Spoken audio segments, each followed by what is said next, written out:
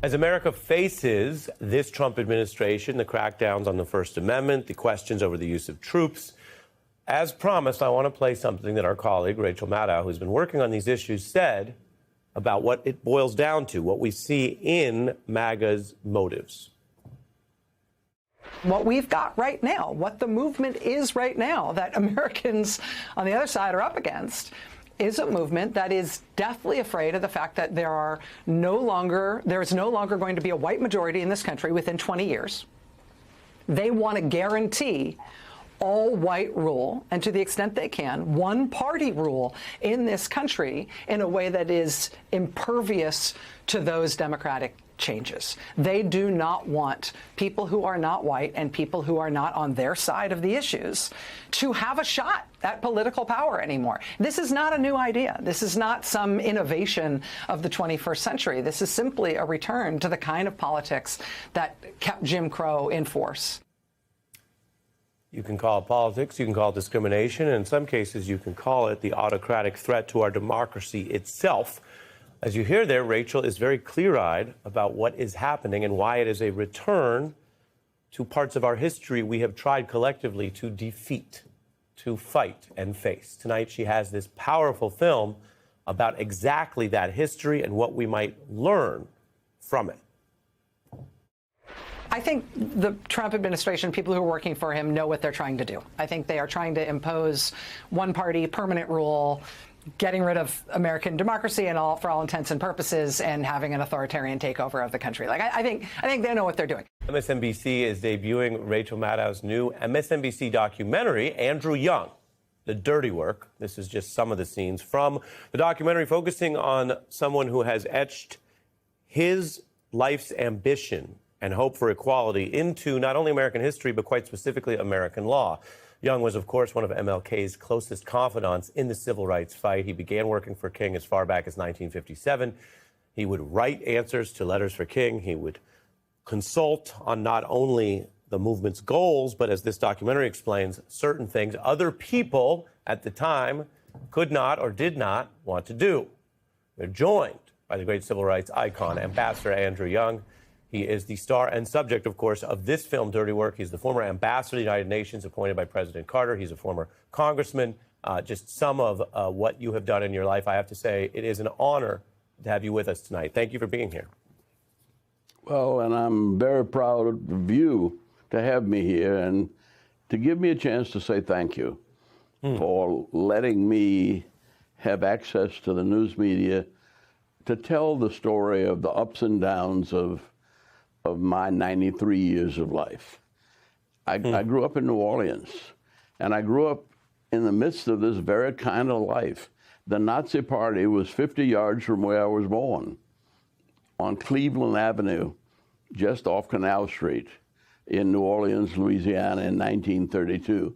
They were Highland Hitler, and my aunt lived 2 doors down, and there was no air conditioning, so I'd listen to them as a little boy.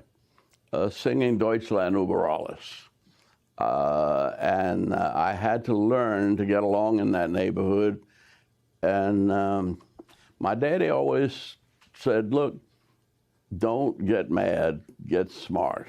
If you lose your temper in a fight, you lose your fight. You lose the fight.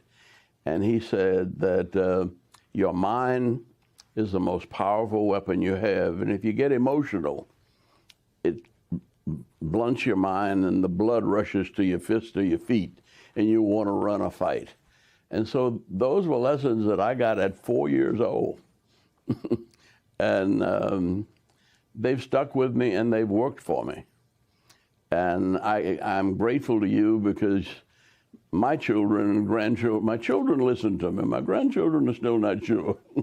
And my great-grandchildren, I'm not sure about which way they'll go. But this is an answer to some of my prayers because there are generations that fall into the categories of my children and grandchildren and great-grandchildren. And I'm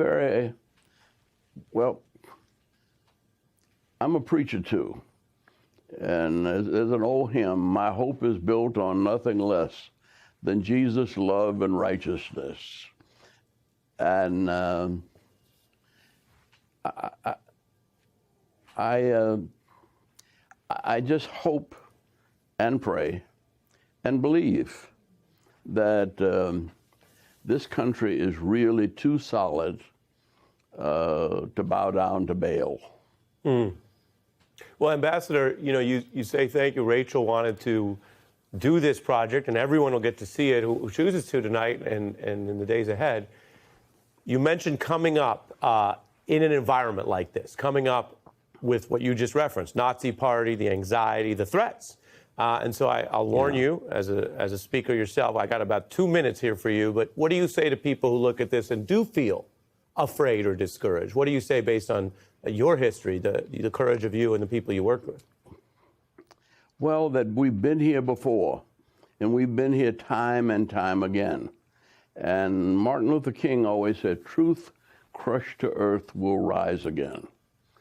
And truth forever on the scaffold, wrong forever on the throne. But the scaffold sways the future, and behind the dim unknown standeth God within the shadows, keeping watch above his own. And I think we're going to make it. I don't have any doubts or anxiety about the strength of this nation morally and spiritually. And growing up in the South and in New Orleans and Atlanta, I had a lot of dealing with people who were serious racists. And they ended up working with us in Atlanta. Actually, it was the chairman of the Coca-Cola Foundation that got Martin Luther King Sr. and Calvin Craig of the Ku Klux Klan to sit down together and agree to co-chair Economic Opportunity Atlanta.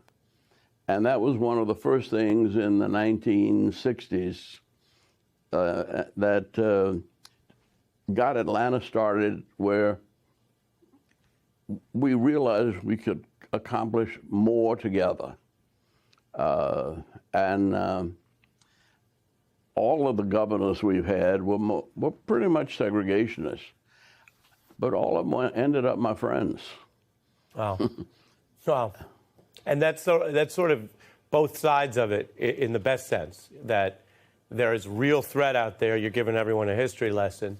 But in coming together and reaching across what are sometimes seemed like completely unbridgeable chasms, there is still the hope and the progress. And I think your life has lived that.